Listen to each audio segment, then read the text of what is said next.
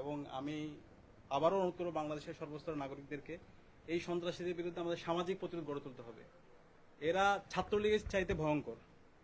আজকে যেভাবে তারা নির্বাচিত প্রতিনিধি, ছাত্র সংগঠন, সাংবাদিক, বিশ্ববিদ্যালয়ের শিক্ষকদের উপর তারা হামলা করছে, আবার একই সাথে বিশ্ববিদ্যালয়ের যে প্রশাসন তারা দলদাসের ভূমিকায় অবতীর্ণ হয়েছে। তারা এই সন্ত্রাসীদেরকে নিয়ে আসছে, হামলা যখন করছে তারা আরো তাদেরকে উৎসাহিত করছে। এবং যখন শিক্ষার্থীরা হাসপাতালে যাওয়ার পর হাসপাতালে দফায় দফা হামলা হচ্ছিল, তখন এই বিশ্ববিদ্যালয় প্রশাসন তাদেরকে আরো হামলা করার জন্য তাদেরকে উদ্বুদ্ধ করছে।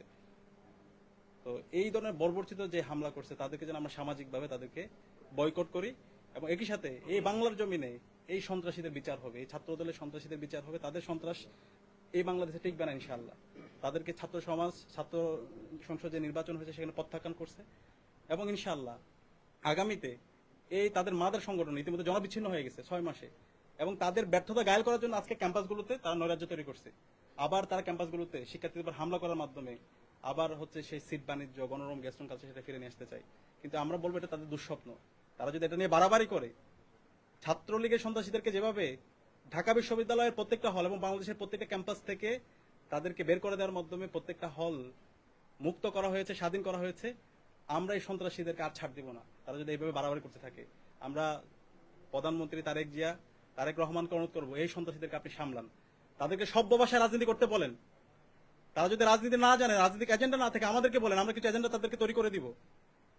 কিন্তু এইভাবে যদি সন্ত্রাস কায়েম করতে চাই, আবার যদি 90-এর হাওয়ার মতো করে গণরম গ্যাসরুম শিক্ষাঙ্গন রক্তাক্ত করতে চাই, আমরা তাদেরকে ছাড় দিব না।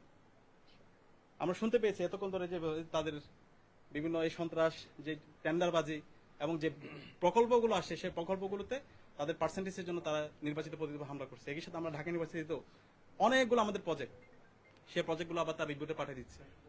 তো আমরা শিক্ষার্থীদেরকে সাথে নিয়ে প্রত্যেকটা যৌক্তিক শিক্ষার্থীদের যে ন্যায্য অধিকার সেগুলো আদায় করে ছাড়বো ইনশাআল্লাহ, এবং ক্যাম্পাসগুলো নিরাপদ করার জন্য আমরা শিক্ষার্থীদের পাশে আমরা ঢাল হিসেবে থাকবো ইনশাআল্লাহ। আপনাদেরকে ধন্যবাদ, আপনারা যেভাবে সাহসী ভূমিকা আজকে ছিলেন, যেভাবে শিক্ষার্থীদের পাশে দাঁড়াইছেন, সাহসী ইতিহাসে পাতে আপনারা সাহসী বীর হিসেবে থাকবেন ইনশাআল্লাহ। এবং এই কাপুরুষদের, এই চিন্তাকারীদের, এখানে একজনের সাথে দেখা করলাম যিনি পথচারী ছিল, আইনজীবী, তার উপর হামলা করছে। হামলা করার পর তার থেকে তার ফোন চিন্তায় করে নিয়ে গেছে। তো এই সন্ত্রাসী যারা আছে তাদেরকে ইতিহাসের পাতায় এদেরকে সবসময় এরা ঘৃণাজীবী হিসাবে থাকবে। তো কাজ করতে হবে ইনশাআল্লাহ। আমরা একসাথে আছি, ক্যাম্পাসে গিয়ে শিক্ষার্থীদের কথাগুলো বলার মাধ্যমে শিক্ষার্থীদের সকল ন্যায্য অধিকার আদায় করতে হবে ইনশাআল্লাহ, এবং এই সন্ত্রাসের বিরুদ্ধে আমরা আমাদের প্রতিরোধ সংগ্রাম আমরা জারি রাখবো ইনশাআল্লাহ। ইনশাআল্লাহ আমাদের প্রায় 70+ শিক্ষার্থী, সাংবাদিক, এর পাশাপাশি আমাদের নির্বাচিত প্রতিনিধি, শিক্ষক এবং বিভিন্ন ছাত্র সংগঠনের যারা প্রতিনিধিরা আছে তারা এই হামলায় মারাত্মকভাবে আহত হয়েছে।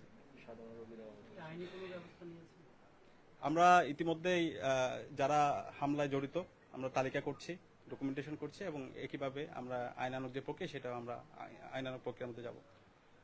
কিন্তু এই আইনানুগ প্রক্রিয়া তো লাভ নেই, বাংলাদেশে তো আইনের শাসন নাই।